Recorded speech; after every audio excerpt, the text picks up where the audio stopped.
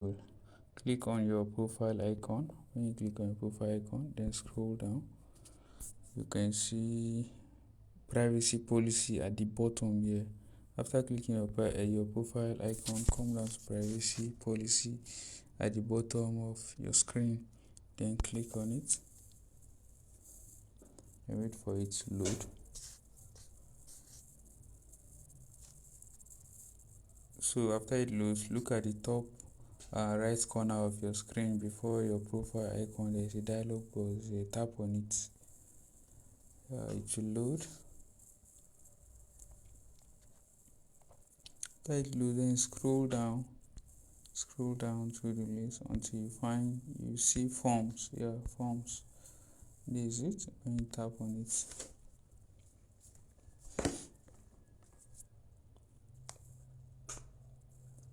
and wait for it to load.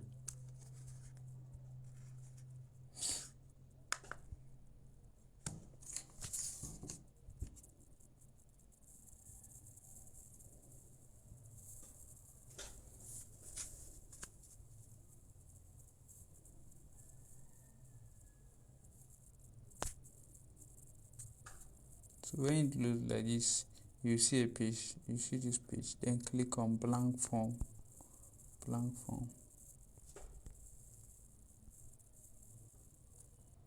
So when you click on blank form, you first of all change this untitled form. Change it to the title of your research work and type it. If it's not clean, what you should do, just highlight it all and then type it. Maybe your research is on knowledge, attitude, and practice. Then you type whatever it is, or maybe you are collecting the form.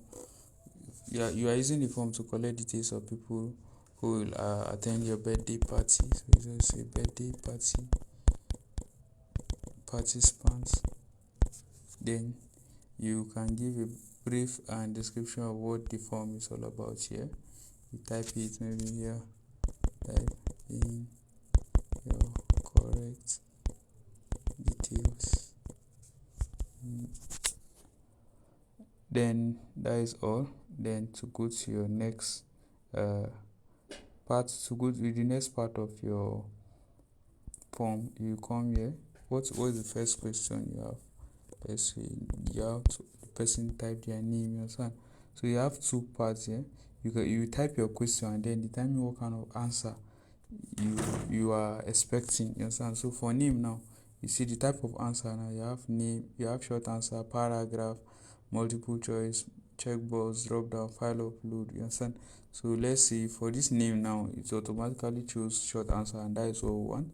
Then for each question, you can make it a required option. That means the person cannot submit the form without filling this particular question. Then to go to create another question, click this plus icon. When you click it, you now select you type the age. For age, you can also make it short answer, let people just type their age. But let's also try something else. Let's make it a multiple choice, something maybe 18 to 23, 23 to 27. Understand? We are making it multiple choice now, so people get to choose what age range they fall under. Then 20, 24 to 30.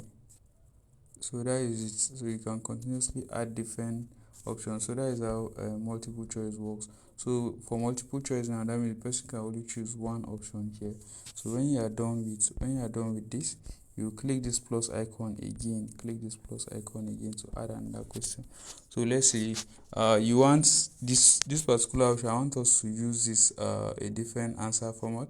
That is, we want a list whereby somebody is taking multiple things among the list, so that so let's say favorite food, so that people can choose more than one. Let's see, favorite food. So if you want the one that people choose a different option, you click here. then select checkbox. Checkbox is similar to multiple choice, but it's not the same. So here let's put rice, let's put shawarma, let's put eba and egusi, let's put amala and ewe. Then another option here, we have two.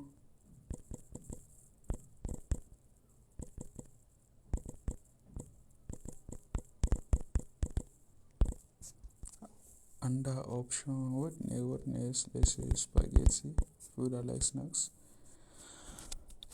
Then we are going to select for spaghetti, let's see, noodles.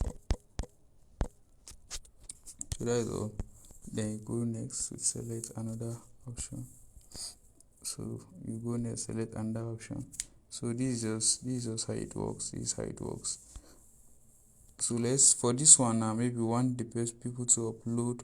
Maybe you requested maybe give them a form, maybe give them an invite form, so you want them to snap it and attach. Invite form, you want them to snap it and attach to the this and that is, it could just be anything. Maybe you want people to attach their picture or whatever it is.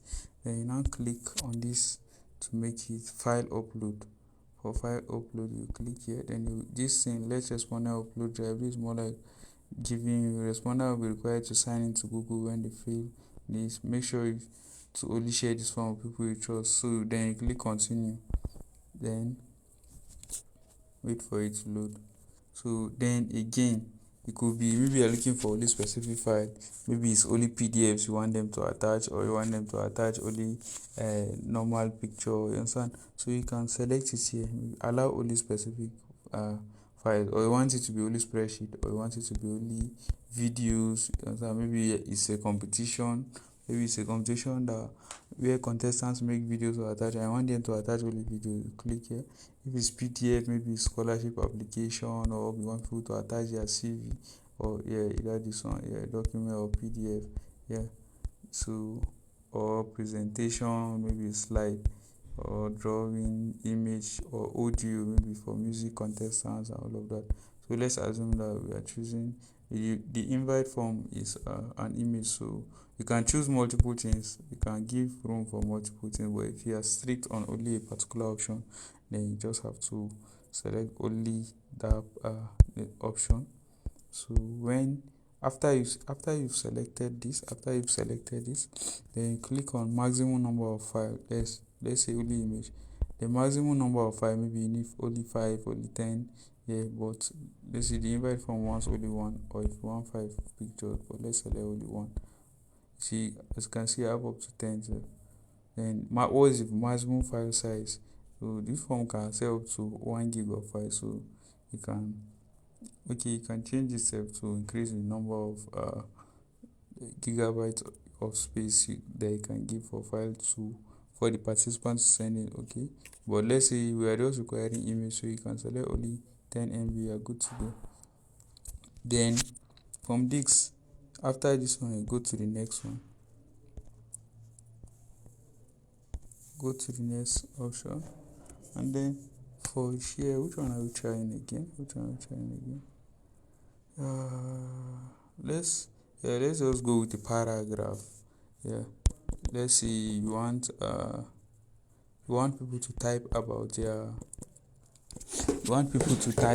something that has to do with like a scholarship application. So maybe reason, okay, why should we consider it? Maybe it's a scholarship.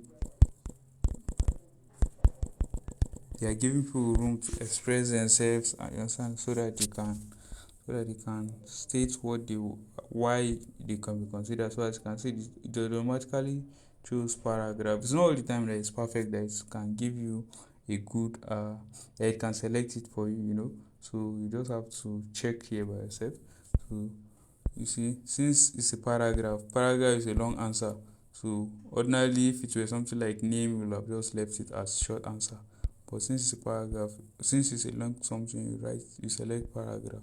So let's at least we are done with the basics. We are done with the basics of this. When you after this, you come to go to your settings. There are some settings you need to manage here. Let's see, do you want to collect responses? You need to come here under settings to correct some things.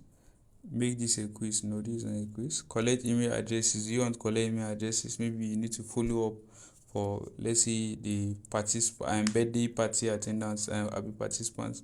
You just have to, if you want to, if you have plans of following up to reach out to them, you have to change it here to collect their uh, email address. It could either be the email addresses from that if you want Google to collect the form for you directly, you select verify.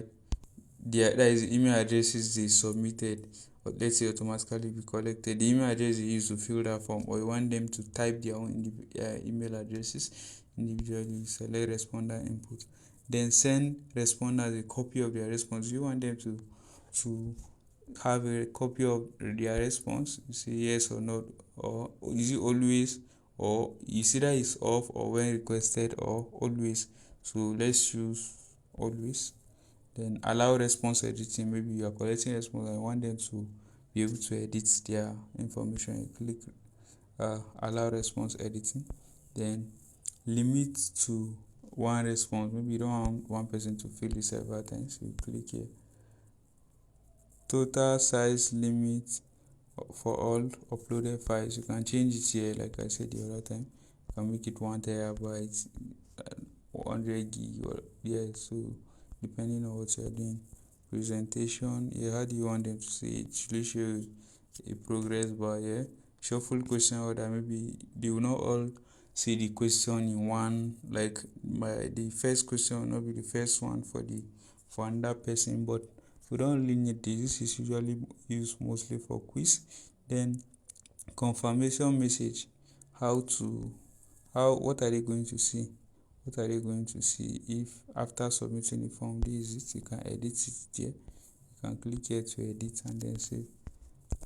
Then show link to submit another response. We have already limited to one response already, so no need to, you can't turn it on since we have limited. If we turn this place off, then it will have shown link to submit another response. So disable auto save for respondents, no. Then form default. Collect email addresses by default or question default. You can make the form, you can make the questions to be required by default. That means sometimes if yours is not on, you have to be clicking under every question to make it compulsory. But with this, you don't need with this one you don't need to. If you turn it on, you don't need to be doing that for every question. So now that you are done, how will people get to see this link? How will you get the link to share with them so that they can start filling and then you start receiving your responses here? You see your responses under this response section. So, but before then, they have to see their listening. But then before that, you can also preview the responses. If you want to see how it will look like when you share the form, this is it. So this is exactly what it's going to look like.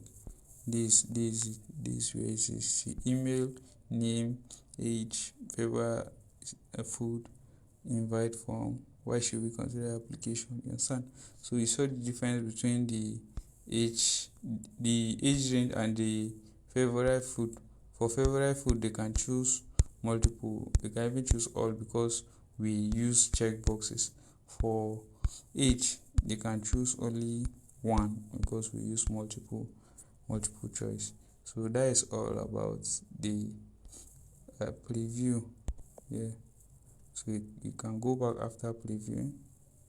So after previewing, you see that everything is okay. You want to publish it so that you can start sharing the link. To publish it, you click on this publish. To publish it, you click on this publish. So it says publishing your questionnaire, your form.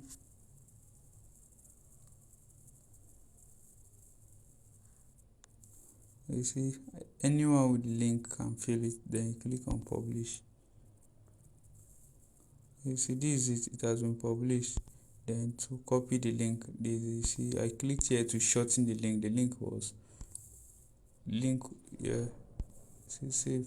So if you want to copy the link, just click this icon here. This icon here. When you click it, you see the link is long, so you have to shorten it. When you shorten it like this, then you can copy. Yeah, when you copy it, you can now share with your respondents and they will fill the form and you'll be getting your responses here. So that is the easy way to create your Google form from your phone. You don't need a laptop to do that. You can just do everything from within your Gmail app. First of all, you click on their profile icon, then you scroll down and click privacy settings, privacy policy. Then at the top right corner of your screen, you see a dialog box next to your profile icon. When you tap on it, a list of Google tools will come up. Then scroll down to forms and then click it, and then you are good to go. Thank you so much. If this has added any value to you, please don't